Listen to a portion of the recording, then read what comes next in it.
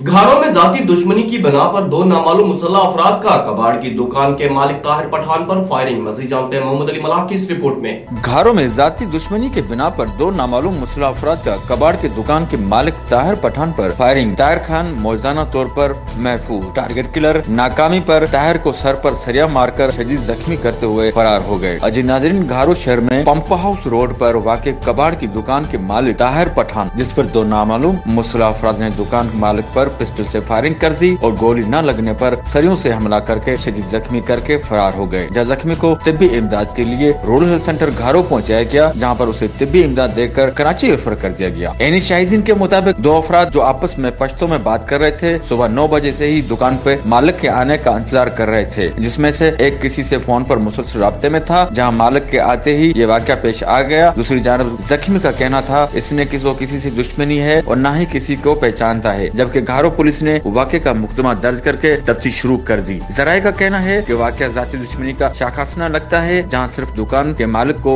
निशाना बनाया गया है। कैमरा टीम के साथ मोहम्मद अली मलाह, राज न्यूज़ घारो।